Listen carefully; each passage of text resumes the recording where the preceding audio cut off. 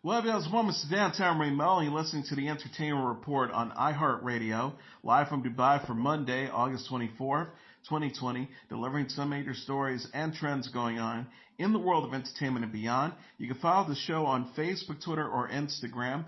Facebook.com/The Entertainment Report with Ray Melo. That's RAYMELO. On Twitter at The Enter Report or on Instagram at The Entertainment Report. You can listen to the show anytime you want on iHeartRadio. Just go to iHeart.com or your iHeart phone app. Search for The Entertainment Report and it'll take you to the page. I hope everyone had a fantastic weekend. Warner Bros. Pictures released a teaser for the Batman starring Robert Pattinson as Bruce Wayne as alter-ego Batman, who, in his incarnation of the tale, is a vigilante detective. Set for a theatrical release in 2021, the comic book adaptation co-stars Zoe Kravitz as Selina Kyle, Paul Dano as Edward Nashton, Jeffrey Wright as Police Commissioner James Gordon, John Turturro as Carmine Falcone, Peter Sarsgaard as Gotham DA Gil Colson, Andy Serkis as Alfred, and Colin Farrell as Oswald Cobblepot. The 2.5-minute preview, which has already gotten nearly 7 million views, was unveiled at the virtual DC Fandom event on Saturday. It shows Gotham as a dreamy, chaotic city where the Batman challenges villains. He beats up one thug after he asks the Batman what he is. He declares, "I'm a vengeance." The Batman was written by Matt Reeves and Peter Craig, with Reeves directing. Warner Bros. Released a new trailer for its upcoming superhero venture, Wonder Woman 1984, starring Gal Gadot on Saturday. The 2.5-minute preview had its debut at the DC Fandom, a virtual convention celebrating all things related to the DC Comics universe. The trailer has already gotten more than 400,000 views on YouTube. Patty Jenkins directed the film, which co-stars Chris Pine, Kristen Wiig, Pedro Pascal, Robin Wright, and Connie Nielsen. It is slated to open in theaters October 2nd. This weekend's clip showed Wonder Woman, played by Gadot, reunite with her long-lost love, Steve Trevor, played by Pine, as newfound Cheetah, played by Wiig, rises to power. It concludes with an epic confrontation between the two women.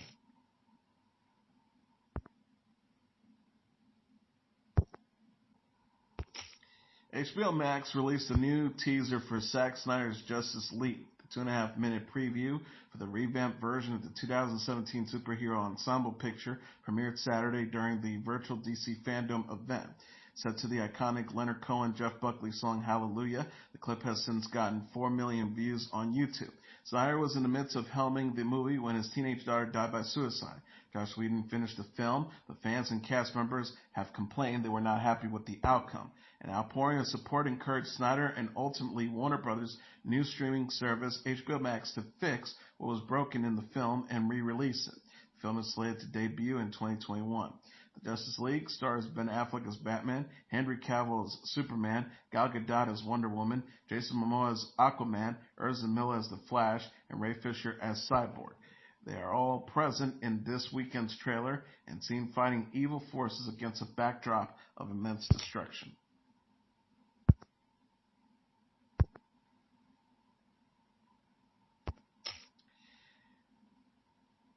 Showtime says it won't renew its supernatural period drama Penny Dreadful City of Angels for a second season. Michael Aguilar and John Logan, the executive producers, said in a statement, "We'd like to thank all the amazing cast and crew for their outstanding work on the project. Showtime has decided not to move forward with another season of Penny Dreadful City of Angels." Set in 1930s Los Angeles, the show stars Nathan Lane, Nanny Dormer, Daniel Zavato, Carrick Bush, Rory Kinnear, Adriana Barraza, Michael Gatlis, Jessica Garza, and Jonathan Nieves. City of Angels follows Showtime's Penny Dreadful, which took place in 19th century London and featured Eva Green and Josh Hartnett. It ran for 3 seasons from 2014 to 2016. Both shows were created, written, and produced by John Logan. Fred Armisen, Tim Heidecker, and John C. Reilly have signed on to star in the Showtime workplace comedy Moonbase. A news release from the cable network said the show will follow 3 superb astronauts living in NASA's Moonbase simulator with high hopes of being chosen to travel to the moon. Armisen, Heidecker, and Reilly created, wrote, and produced the show along with Jonathan Cressel. Season 1 will include 6 30-minute episodes. It's slated to debut this fall.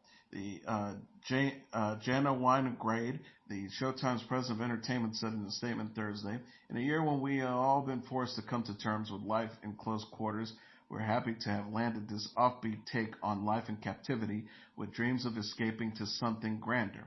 While the show was produced before the pandemic, its subject matter is timely, and thanks to Fred, Tim, John, and Jonathan, its humor is timeless." Sony Pictures Home Entertainment says it plans to release on Facebook a 4-part end of summer series celebrating the time-traveling romance Outlander and its legion of fans. The themed shows include new interviews with talent from the show and behind the scenes. The Sunday Book Corner with Diana Gabaldon and Mariel Davis is set to debut on Sunday at 1 p.m. Eastern Standard Time on the Outlander Collector Facebook page. A Taste of Outlander will be available on August 30th, and the music of Outlander will premiere on September 6th. The series will end with Catch Up with Katerina and Sam on September 13th. Based on Gabaldon's best-selling fantasy novels, Outlander is executive produced by Ronald D. Moore, Matthew B. Roberts, Mariel Davis, Tony Graffia, Andy Harris, and Jim Colbert. The show follows Katrina Balfe as Claire, a former World War II nurse, magically transported to the 18th century Scotland, where she meets Jamie, the love of her life, played by Sam Heughan. Season 5 of the show wrapped up on cable network Star in May. Season 6 has already been greenlit, but no premiere date has been announced yet.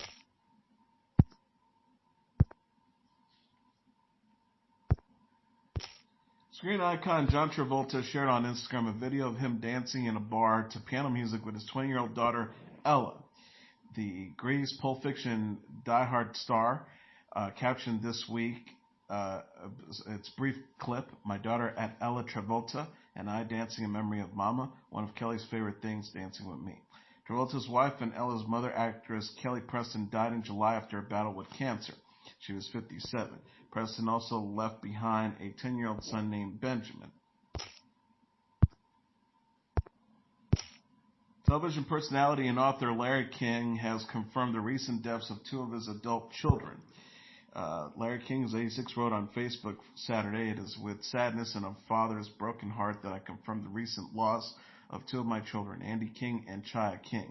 Both of them were good and kind souls, and they will be greatly missed. Andy passed away unexpectedly of a heart attack on July 28th, and Chaya passed on August 20th, only a short time after being diagnosed with lung cancer. Losing them feels so out of order. No parent should have to bury a child. My family and I thank you for your outpouring of kindness, sentiments, and well wishes. In this moment, we need a little time and privacy to heal. I thank you and respect that." Andy was 65 and Chaya was 51. Chaya was Larry King's daughter with his ex-wife, Aileen Atkins. While he was married to Atkins, he adopted Andy, Atkins' son, from a previous relationship.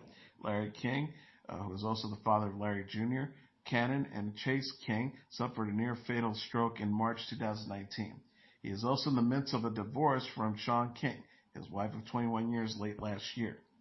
King said in February, "It's been a rough year, and I don't have any idea what 2020 is going to be like, but I can still work, and I can watch my kids grow up. I feel positive and hopeful." King has been married 8 times to 7 women. He was married to 2 and divorced from Atkins twice.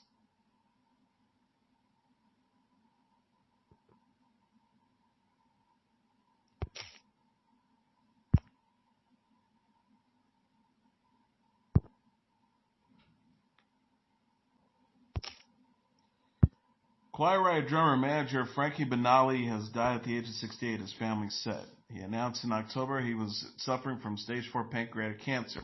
His wife Regina confirmed his death on Thursday. His wife Regina confirmed his Thursday death on Friday. She said in a statement, "He lived for playing live and performed for millions of fans around the world throughout his career. His wish for everyone is that you be your own health advocate for early detection so you may live long and rescue many animals." Quiet Riot is a heavy metal band known for its songs "Come On Feel the Noise" and "Metalhead." BTS has set a new record for most views of a music video on YouTube in its first 24 hours of release. The dance track Dynamite, BTS's first English language song, earned 98.3 million views in the 24 hours since it was posted Friday at midnight Eastern Standard Time. It had 122 million views as of Saturday morning. How You Like That by K-pop group Blackpink was the previous record holder, earning 86.3 million views in the first 24 hours when it was released in June.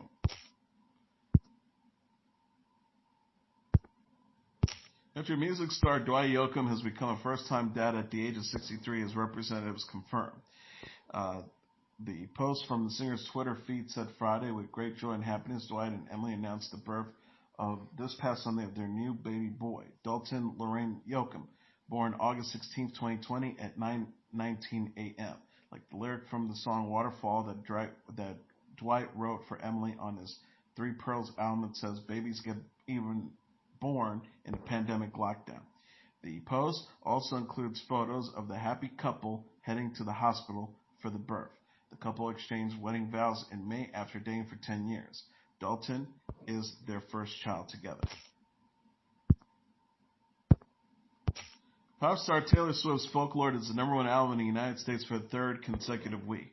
Coming in #2 on the Billboard 200 charts dated Saturday is Juice WRLD's Legends Never Die, followed by Pop Smoke's Shoot for the Stars, Aim for the Moon at #3, Rod Wave's Pray for Love at #4, Luke Bryan's Born Here, Live Here, Die Here at #5.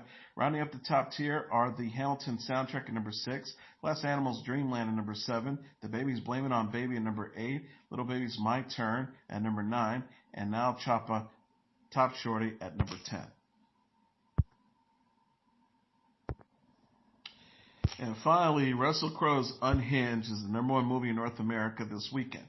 BoxOfficeMojo.com announced Sunday. The film racked up $4.1 million in receipts in 1,823 theaters.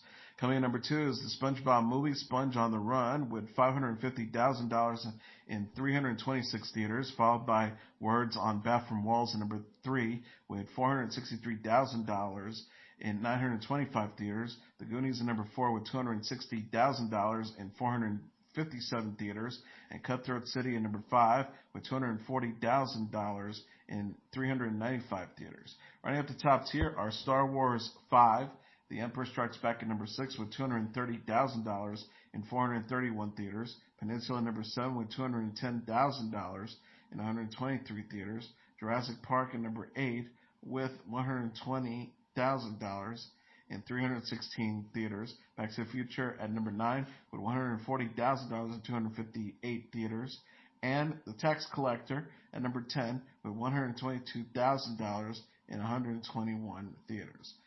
4 of the top films, The Goonies, Star Wars 5, Empire Strikes Back, Jurassic Park, and Back to the Future, are re-release of classic films.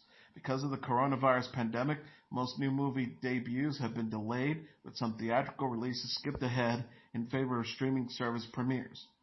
Theaters throughout the United States and Canada were closed for months in keeping with social distance practice intended to slow the spread of the virus. They recently began opening doors. However, those in states such as New York, New Jersey, and California remained shuttered.